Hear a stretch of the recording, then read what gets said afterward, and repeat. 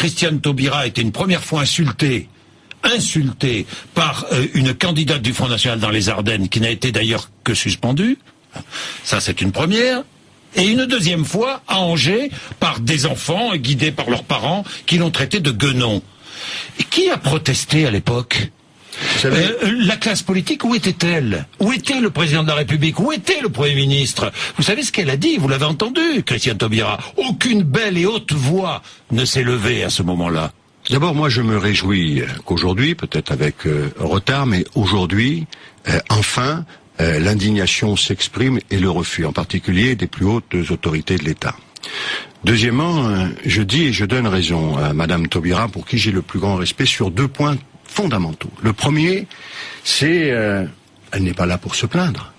Que cela soit possible aujourd'hui, c'est parce qu'il y a effectivement à l'œuvre dans notre pays, nous venions de le dire avec l'Europe, des forces qui sont mauvaises, des forces d'abaissement, des forces de haine, et une banalisation du racisme qui est considérable. Elle a commencé, je vous le rappelle, j'avais alerté dès cette époque, dans le débat identité nationale et immigration, avec un ministère et des débats en préfecture. On n'avait connu ça que sous Pétain. Il y a une libération de la parole raciste. C'est inacceptable et ce n'est pas la France. Ça, c'est la première chose. Elle le dit elle-même. Elle dit, dans le fond, ce qui m'arrive, ça traduit quelque chose de plus profond. Et maintenant, nous devons nous réveiller. Vous savez, on parlait de somnambulisme avant 40. Il faut sortir de ce sommeil. Et il faut dire, ça c'est inacceptable. Il y a 2 France. Il y a une France, et je pense qu'elle est majoritaire, qui ne peut pas accepter cette dérive. Dressons-nous. Et puis deuxièmement, elle a raison, c'est la très belle formule que vous dites, et ça nous interpelle, vous dites les politiques, oui, mais pas que les politiques. Non. Tout le monde. Tout le monde. Sans doute, nous n'avons pas été assez clairs, assez fermes.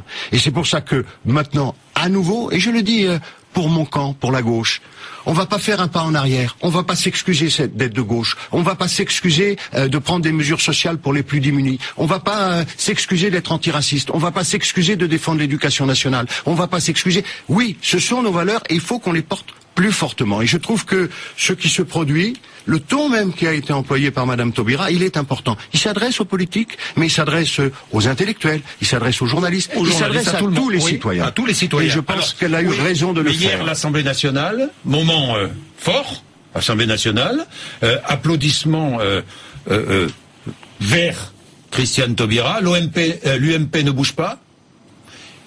Et ça vous a choqué ? C'est désolant. Et vous savez, je l'ai vu sur ce débat. J'ai vu aussi une députée socialiste ne pas bouger. Non, les socialistes... Delphine Batho. Mais les socialistes, l'UDI, qu'il faut saluer hier, qui a pris ses responsabilités. Oui.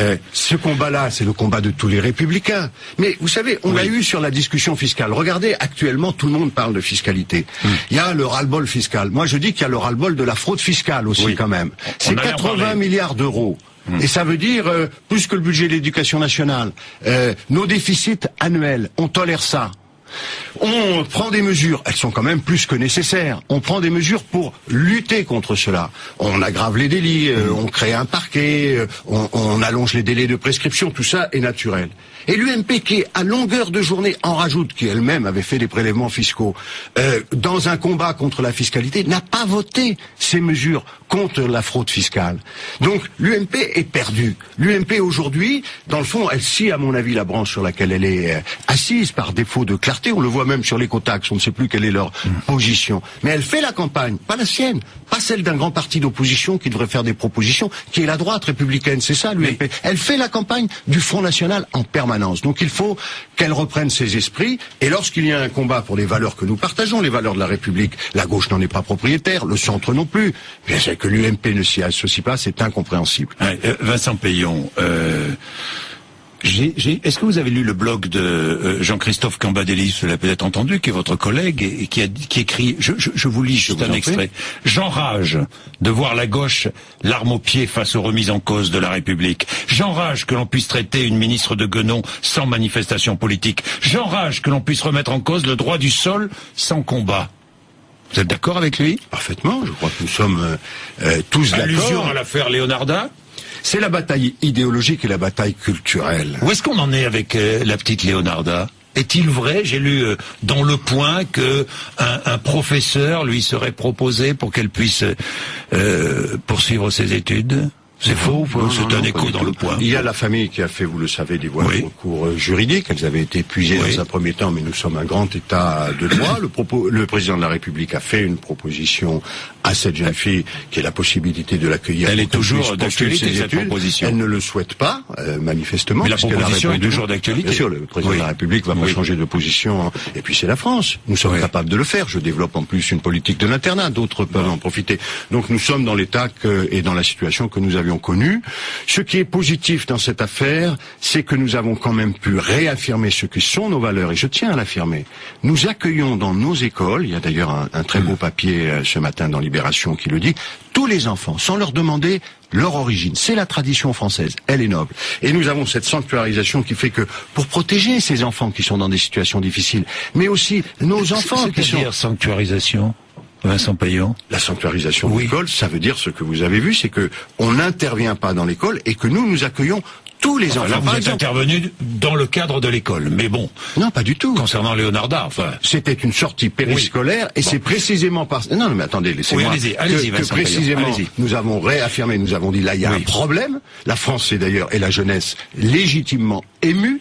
Et à partir de là, nous avons refait une circulaire pour redire aux uns et aux autres, cela ne doit pas se faire. Ça n'est pas notre tradition. Alors, un enfant scolarisé en France, en situation, avec des parents en situation irrégulière, pourra poursuivre sa scolarité jusqu'au bac, par exemple, sans être inquiété ou pas? Ça n'est pas ça. C'est ce que demande, vous avez vu, c'est ce que demandent beaucoup de lycéens ou d'étudiants. Bien sûr, et je les comprends. Mais vous n'êtes pas d'accord avec ça? Dans la mesure où nous ne voulons pas séparer les familles. Et ça a été une de nos premières décisions, car on contestait le dégroupement familial d'une certaine façon. Là, on parle d'enfants mineurs.